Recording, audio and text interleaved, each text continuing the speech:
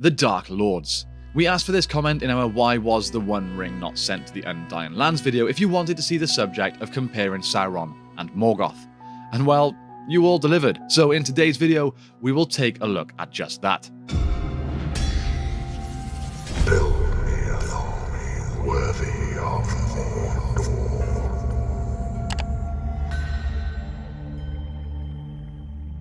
Before we get going, guys, do not forget to smash that like button and leave us a comment discussing today's video. We have the Valar who went against Eru on one hand, Morgoth, and his most loyal of servants on the other, Sauron. It is said that each is the strongest of their respective race. But what does this mean when compared to each other? We will look at the comparative damage to the peoples of Arda, concerning ourselves with all of the death and the scars, real and figurative, to follow wars, the sacking and pillaging of cities, the eruption of Erodurin, and the choking smoke of each of the Dark Lord's engines of war. So, let's dive into it. The difference between Sauron and Melkor is a vast one in terms of personality. Melkor is essentially a nihilist, happy to be able to undo the works of the Valar to try to spite them. He wants the powers and gifts of Eru, nothing else, and the fact that he cannot have them makes him furious. This goes all the way back to the early framework of the Silmarillion, when Melkor was still Melko, and how Melko plunged the world into darkness by destroying the two lamps in the earliest days of Arda. At that time, he was more of a trickster god akin to Loki than an outright satanic figure, but the degrees he would go to just to spite his creator was seemingly unending.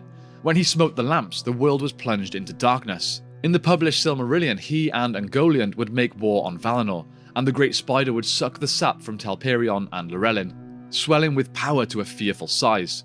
So much so that she would become more terrible than Morgoth for a time, and were it not for a world-piercing scream that brought forth his Balrogs, it is possible that Ungoliant might have devoured the Dark Lord himself. But this shows the levels Morgoth was willing to go to side with such a being, to cover the world in such darkness, all to go against what his father, brothers and sisters had been at hand to create. If it is not his, he wants it gone, wiped out, forgotten.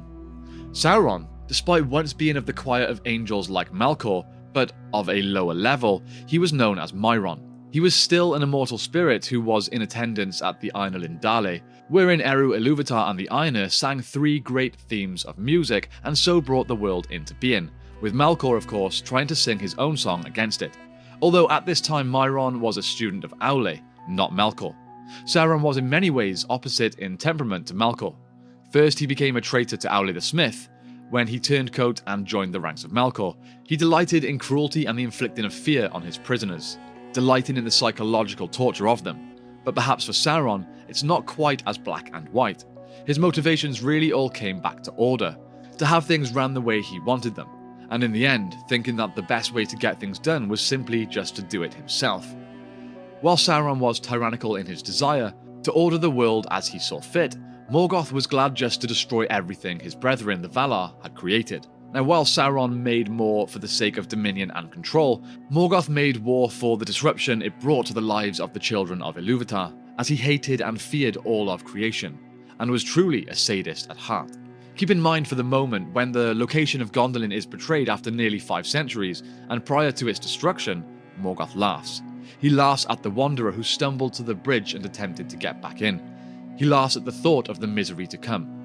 When Beren and Luthien made their way into his fell throne room to pry a Silmaril from his iron crown, we get the impression of what vile thoughts are running through the Dark Lord's mind when Luthien sings a song of power, hypnotizing him long enough for Beren to loosen one of the Silmarils from the crown. His thoughts are vile, and it is clear that he is thinking of taking her against her will, while Sauron is never presented in the text to think in quite that way, so a point to Morgoth for being that more despicable. To give some structure to the next segment, we will look at the essentials of what it means to be a Dark Lord within Middle-earth. There are no mortals, not even the likes of Ar-Pharazôn, that can really do much to approach the greater powers that inhabit the world. Which we must remember, the world that is Arda is alive with spirits, living aspects of a conscious and active nature, a consciousness of will and purpose that acts through nature and all things, and is the most miraculous magic of all, the song of Eru himself. The world is rich and elaborate beyond words, and the patterns of Melkor's rebellion, which set the stage for ages of misery, conflict, and anguish. But to be a Dark Lord and wield power, first you must have to build your base, your Angband, your Barad-dûr, and each had one of special magnificence. Though each did have an impossibly massive fortress, Morgoth kept his own council in Angband and Sauron in Barad-dûr. The size of Angband was many degrees larger in size. The difference between the Valar and the Maiar are really difficult to tease out, as both of them are more powerful than the mightiest of elves and humans in Middle-earth. We have instances where Melkor is able to hold back the entirety of the host of Valinor at one moment, and, in another, after the Battle of Sudden Flame, is able to be wounded by Fingolfin. What happened to Melkor is that since he was never actually able to give life or create life, he had to disperse his powers into the fell beasts he would create, such as the likes of Glaurung, father of dragons. From the amount of willpower and his own essence that he poured into the disruption of the plans of the Valar, he was made lesser than he had been. But the despoiling of the world is what makes Melkor more terrible than Sauron. Though it could be argued that Sauron caused equivalent levels of misery.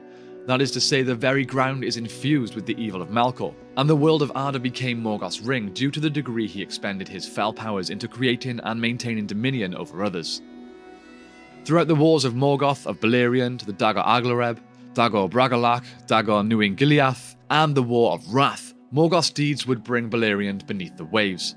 Throughout every Dagor or battle, the untold suffering that came of Morgoth's incitement of distress among the Noldor elves is just that, untold, and the tears, as said, unnumbered. Of the crimes of Morgoth, the corruption of the proudest and most skillful elf to ever live, Fëanor himself must be remembered. Through him and his 7 sons there would be carnage unthinkable in Middle-earth. And all the deaths, maimings, and scars, both seen and unseen, would last long into the future, far after Morgoth was finally destroyed and thrown into the void. However, saying this, it took the hosts of the Valar themselves to finally bring him down. He was too powerful, his armies too great for any children of Ilúvatar to truly best him. After putting so much of himself into his darkened minions, the collective might of his brothers and sisters was too much for even the greatest of the Valar to overcome. Whereas with Sauron, his need for desperate order saw him first take control over most of Middle-earth, pushing back all the elves to Lindon and refugees gathered at Imladris. He also chipped away at Gondor for a long time too. He was okay with playing the long game, waiting, planning. He was a tactician. However, when it came down to those final battles, he was never quite the powerhouse that Morgoth was. He was wiped out by Númenor's fleet, and years later submitted to Ar-Pharazôn of Númenor's army as well. Albeit that was more tactical, despite him knowing he wouldn't have won the battle. Then again, at the end of the Second Age, after the years of planning that took place at Imladris, the High King of Men, Elendil, took long counsel with the last remaining High King of the Noldor, Gil-galad. They built up their forces to go to what would become the War of the Last Alliance, in which both Gil-galad and the High King Elendil would lose their lives in throwing down Sauron himself, being bested by a singular elf and a mortal. Although despite being thrown down, his spirit would remain there, cruelly lingering for centuries afterwards, even as he regathered his strength and rebuilt the Tower of Barad-dûr. It was as though he could sit back and control a war, but as soon as it truly mattered, to swing that final blow, he kept coming unstuck. An interesting topic to think of could be looking at whether there was a point that Sauron was actually more powerful than Morgoth. Sauron's power in the Second Age compared to Morgoth at the end of the First could well be that time if there ever truly was one. So if you'd like a video dedicated to that topic, please leave us a comment of Sauron the Great, Morgoth the Weak. And if there's enough interest, that will get put onto the list of to-do videos for all of you here. So there we have it. It's hard to say that one Dark Lord is more or less evil than the other. The most that can be said is that both are embodiments of the worst traits to be found in bad guys within Tolkien's Legendarium. The traits of pride, boundless ambition, and the will to dominate all life never ends well for these characters. Self-seeking might as well as a death sentence for a villainous character dwelling in Middle-earth. Melkor was once a being of high majesty whose pride and ambition to mark all things with his dark mark would see him brought low, turning the whole of Arda itself into Morgoth's ring, in which the very creation of the world was ruined and sullied but for the efforts of a single arrogant voice, who, like a boastful child, continued to shout out, "Look at me." Both Dark Lords had allies and used orcs and fell beasts to enforce their will on others, and each would fill the world with evil. Morgoth with the very soil and nature of the world, as Sauron does with the One Ring. To compare one to the other, in the end, comes down to picking the worst of two awful things. There may be no true way to solve questions of what is eviler, or unforgivable, when it comes to the end of the greater Dark Lord.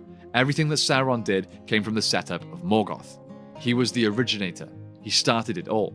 So although Sauron did many great things, evil, yes, but great in a way, none of those would ever have been possible without the foundations laid by Morgoth first. So with that done, guys, now it's time for my question of the day, which is, who do you think is the greater Dark Lord? Not necessarily measured by power, but who is your favourite and why? Let us know your thoughts and opinions in the comments down below. Time, of course, has come to thank our patrons. You are supporting our short film project, The Guard. We're making great progress. We cannot wait to share more with you. Again, if you're on Patreon or even a channel member here on YouTube, you will get regular updates when they come about. We'd like to thank the Divine Power tier members Kevin and Abram, the Fire Demon tier members Nashith and Gregory, and the Wizards staff tier members John, Andrew, Jennifer Hunter, and David. You are all true legends of the Brohirrim. Finally, if you've managed to reach the end of this video with me today and you've enjoyed what you've seen, then please hit that subscribe button and bell icon as well with all notifications ticked so that you don't miss any future uploads. Thank you for spending your time with me today, guys. I hope you have a great day, and I will see you next time on The Broken Sword.